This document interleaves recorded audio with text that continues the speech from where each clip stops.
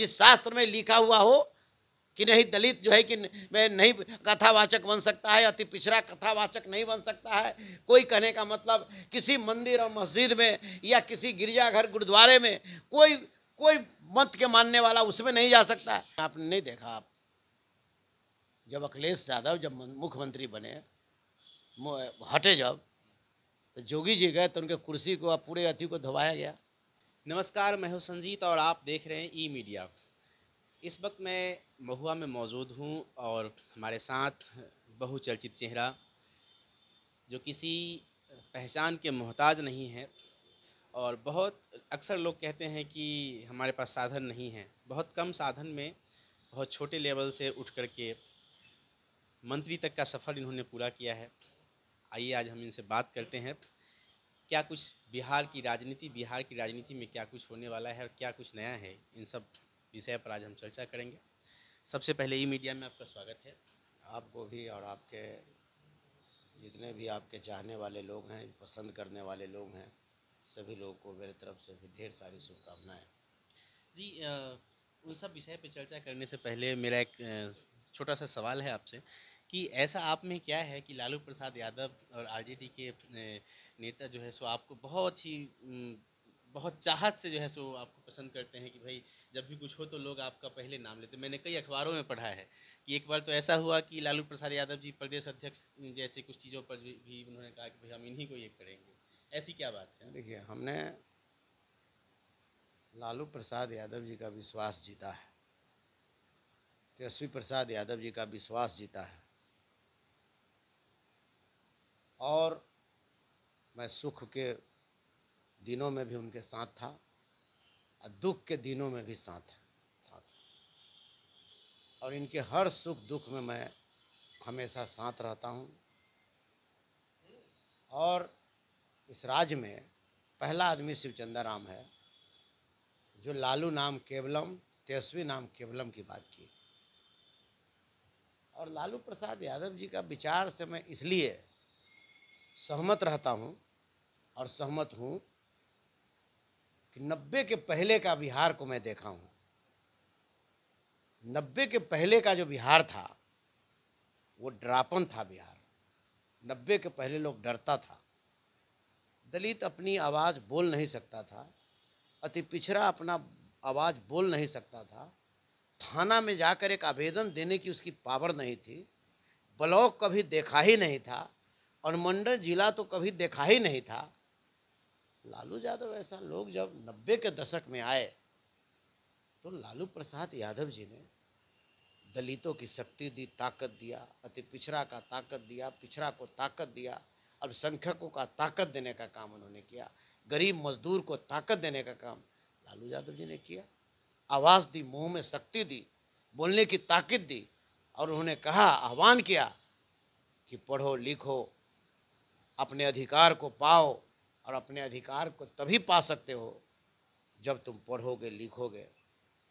पढ़ने लिखने की जो है कि उन्होंने लोगों को जो है कि हमेशा प्रेरित करने का उन्होंने काम किया। 90 के पहले का क्या स्थिति थी? पोखर में अगर पानी पीने के लिए भी दलित अगर एक लोटा पानी पोखर के पानी पीने के लिए अगर ले लिया और कुत्ता हालत थी 90 के पहले का और 90 के बाद की बात है। इसलिए मैं लालू प्रसाद यादव जी के और तेजस्वी प्रसाद यादव जी जब राजनीति की दहलीज पर आए, नई सोच के ऊर्जावान युवा पीढ़ी के लोग हैं, लालू जी ने सामाजिक न्याय दिया और तेजस्वी प्रसाद यादव जी ने आर्थिक न्याय दिया। 5 लाख बेरोजगारों को रोजगार डंके के चोट पर और बिहार के अंदर उन्होंने देने का काम किया। एक सवाल और भी वायरल हो रहा है अभी कि 22 साल बाद पुराना रिकॉर्ड जो है ईसीआई ने जो है उसको ये कर दिया है, वोटर लिस्ट का जो है मामला आ रहा है, इस पर क्या कहना है, क्या कुछ सच्चाई है इसमें? देखिए, ये तो भाई पूरी सोची समझी साजिश है। ये महाराष्ट्र से निकल करके दिल्ली आया और दिल्ली से निकल करके बिहार आया और अब जहाँ जहाँ भी अब चुनाव होगा तमाम जगहों पर यही हालात रहेगी। चुनाव आयोग को मैं सम्मान करता हूँ, लेकिन मैं चुनाव आयोग से ये भी कहना चाहता हूँ कि आप याद करिए, गांव और गवई के दलितों और अति पिछड़ा गरीब वर्ग के लोगों को आप देखिए। आप जितना आपने 11 कॉलम को आपने लाया है, किसके पास 11 कॉलम है?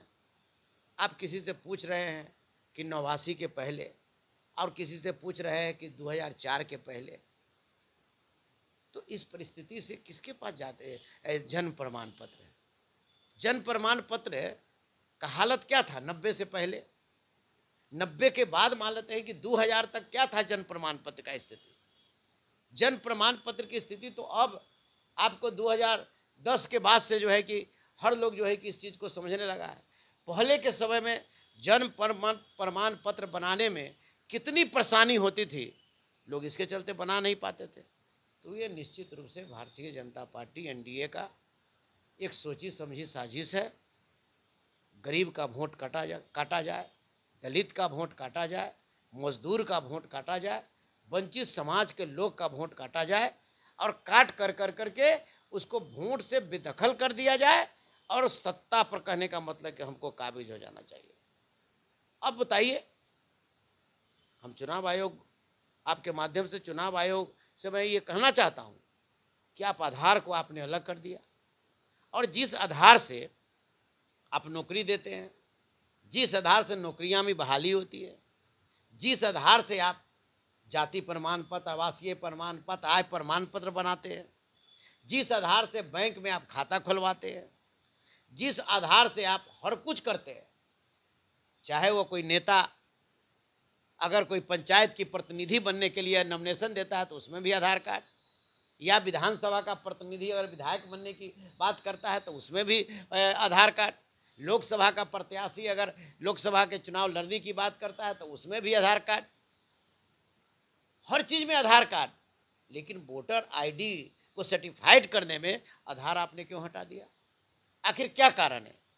और टाइमिंग भी आपने जितना एकदम शॉर्ट टाइम आपने दिया, और मान के चलिए कि 25 दिन में कौन लोग सर्टिफाइड कर पाएगा?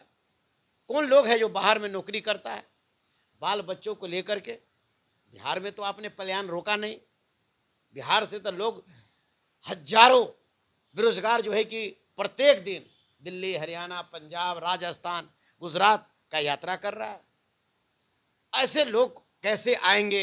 पूरे फैमिली के साथ वहाँ है, बच्चे के जहाँ जहाँ लोग अपने बच्चे को पढ़ा रहे हैं, तो बच्चे को पढ़ा रहे हैं तो स्कूल में इस क्लास भी शुरू हो गई है। अब वो बच्चे को लेकर कैसे आएंगे, कैसे सर्टिफाइड कराएंगे, कैसे क्या है, किस तरीके करेंगे? तो मैं निश्चित रूप से मैं दावे के साथ कहता हूँ कि भारतीय जनता पार्टी का एजेंडा है, और भारतीय जनता पार्टी के एजेंडा के साथ हाँ में हाँ मिलाने का काम हमारे चुनाव आयोग कर रहे हैं। और इसके लेकर करके किस तरीका से तेजस्वी यादव जी की बढ़ती लोकप्रियता, किस तरीका से लालू प्रसाद यादव जी का सामाजिक न्याय का बढ़ती लोकप्रियता, जिस तरह से जो है कि राष्ट्रीय जनता दल का ताकत, महागठबंधन का ताकत इन सब लोगों पर हावी है, इससे रोकने के लिए इन्होंने इस तरीका का अतगंटा अपनाने का काम किया है। चुनावी माहौल है, और आज से जैसे आपने कहा कि दलितों के साथ पहले अन्याय होता था, 90 से पहले पानी नहीं पीने दिया जाता था। एक नदी से या एक तालाब से कुत्ता पानी पी ले तो कोई दिक्कत नहीं, लेकिन अगर कोई दलित परिवार का व्यक्ति एक लोटा पानी निकाल के पी ले अलग बैठ करके तो समाज को दिक्कत हो जाती थी। आज वैसी ही स्थिति यादवों के साथ है, और यही नहीं, यहाँ तक कह डाला लोगों ने, और यहाँ तक कर दिखाया कि उनका सिर मुंडन करने का, और उनको यह कह दिया कि भाई तुमको कथा कहने का अधिकार नहीं है। जैसा कि पहले होता था, दलित समाज के लोग मंदिर में उनको जाने नहीं दिया जाता था। तो यह कितना सही है, और इसको कब तक लोगों को यह चीज़ करना पड़ेगा आज़ाद होने के बाद भी आज भारत में? देखिए, सबसे बड़ी बात यह है कि जो हालात बनी हुई थी, जो स्थिति 90 के पहले का हालात था,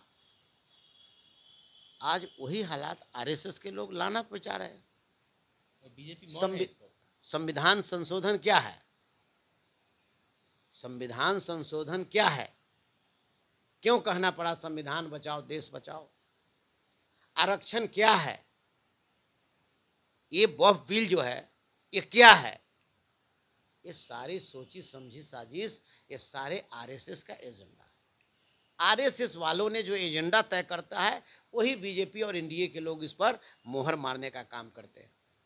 तो आज के डेट में जिस तरह का हालात बनी है इस लोकतंत्र में, जो बाबा साहब भीमराव अम्बेडकर साहब ने जो संविधान दिए हैं, संविधान में जो जो ताकत दिए हैं, जो शक्ति दिए हैं, ये शक्ति के आधार पर कोई भी जाति का लोग, उसे वेद पढ़ने का अधिकार है, कोई भी जाति को रामायण पढ़ने का अधिकार है, कोई भी जाति को बाइबिल जो है कि पढ़ने का अधिकार है, कोई भी व्यक्ति को गुरु ग्रंथ साहब पढ़ने का अधिकार है, कोई भी व्यक्ति को कुरान पढ़ने का अधिकार है। ये लोकतंत्र, यही भारत की खूबसूरतियाँ हैं। हम जहाँ हैं वैशाली जिला, ये पहला ये लोकतंत्र की जननी है। इस वैशाली जिला हमारा है और ऐसे लोकतंत्र को आज ये भारतीय जनता पार्टी के लोग, आरएसएस के लोग, एनडीए के लोग आज इसे राजतंत्र बनाना चाहते हैं कि राजा का जो आदेश होगा वही करना पड़ेगा। अरे हमारे जो उत्तर प्रदेश में जिस तरह से कथावाचक के साथ जिस तरीका का उनके साथ व्यवहार किया गया है, उनके साथ जिस तरह से ज्यादती की गई है, ये काफ़ी निंदनीय है। मैं इसे घोर निंदा करता हूँ। आप पढ़े लिखे लोग हैं, चाहे जिस जात के लोग हैं।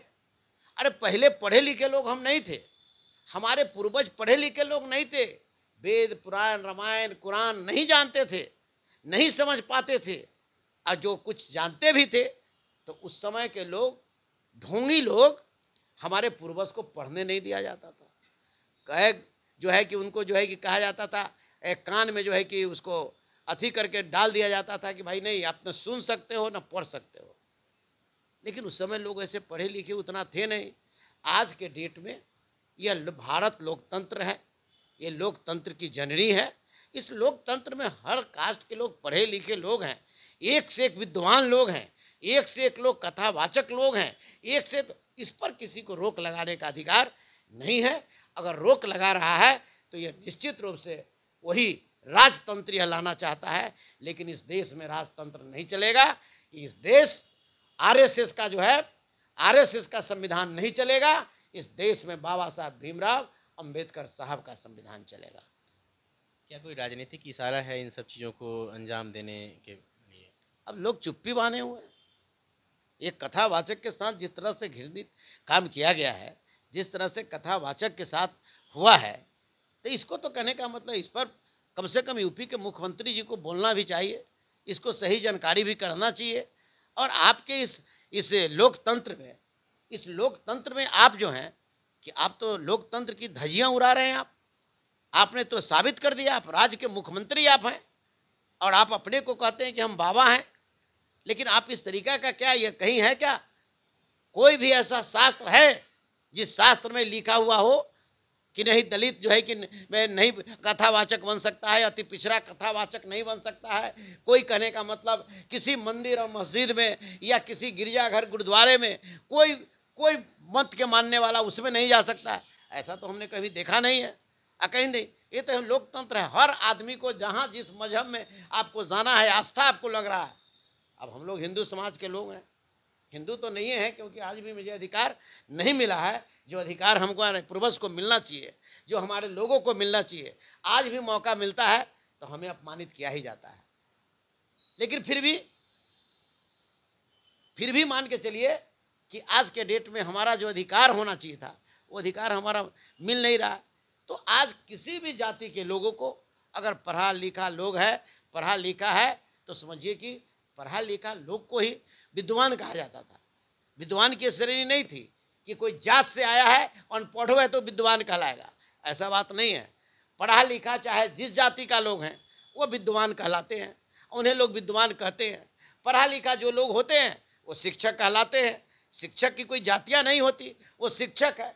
तो इस तरीका से भेदभाव अगर करना, ये राजतंत्र को समझिए कि दर्शाता है। ये लोकतंत्र खत्म हुआ है और जब से भारतीय जनता पार्टी आई है इस देश का लोकतंत्र खतरे में है। दलित परेशान है, अति पिछड़ा भाई परेशान है, हमारे मुसलमान भाई परेशान हैं, हर समाज के लोग इस तरह से परेशान हैं। भाई आप देश के राजा हो, अब देश के हित की बात करो, देश के कैसे चलेगा, देश की तरक्की कैसे होगी, देश में महंगाई कैसे रुकेगा, देश में हमारे बच्चे जो हैं कैसे अच्छे पढ़ाई पढ़ेंगे, देश के हमारे जो बेरोजगार जो नौजवान हैं वो कैसे कहने का हम रोजगार पाएंगे, महंगाई कैसे रुकेगी, कैसे देश का सही संचालन होगा। तो इस तरीका इस पर कोई बातें नहीं हो रही है। सिर्फ बातें क्या चल रही है देश में, हिंदू मुस्लिम, हिंदू मुस्लिम, हिंदू दलित, अगरा पिछड़ा, मंदिर मस्जिद, हिंदुस्तान पाकिस्तान, ये चल रहा है। तो ऐसे परिस्थिति में आप तो मंत्री हैं, मंत्री रह चुके हैं और रविदास चेतना मंच के राष्ट्रीय अध्यक्ष भी आप रहे हैं। आपने बहुत सारे पूजा अर्चना सब कुछ किया है, देखा होगा। क्या आपने कभी ऐसा अनुभव किया कि किसी को ऐसा लगा हो कि भाई एक चमार परिवार से, एक रविदास परिवार से आकर के मंत्री बन जाता है, ये मतलब खलन किसी के अंदर से आपको लगा कि हाँ समाज के अंदर ऐसे भी लोग हैं जिनको खलता हो? आपने नहीं देखा है, आपको यूपी में आपने नहीं देखा। आप जब अखिलेश यादव जब मुख्यमंत्री बने, हटे जब, तो जोगी जी गए तो उनके कुर्सी को पूरे अथी को धोवाया गया, आपने नहीं देखा? शुद्धि किया गया। आप दुनिया को छोड़िए, भारतीय जनता पार्टी के ही जनक राम दलित समाज से आते हैं, भारतीय जनता पार्टी के मंत्री रहे, प्रधान सचिव उनको रिसीव करने के लिए नहीं गया, छुआ जाएंगे। अब आप समझ सकते हैं। तो इस तरीका के बात ऊंच नीच, मैंने तो सारी बातें आपको बता दी। आज भी ऊंच नीच, छुआछूत, भेदभाव, इतना पढ़ने लिखने के बावजूद भी आज भी लोगों ने बकसने का काम नहीं किया है। जहां जिसकी ताकत है वहीं पर अपमानित करने का काम कर रहा है। तो ये शिवचंद्र राम जी थे, पूर्व मंत्री, और बहुत बेबाकी से इन्होंने अपनी बात को रखा। आपको ये खबर कैसा लगता है, कमेंट के माध्यम से हमें बताइए। हमारे पोर्टल को सर्च करिए www.emediaupdate.in, यूट्यूब पे सर्च कर सकते हैं ई मीडिया के नाम से। अब तक आप देख रहे थे मीडिया, धन्यवाद।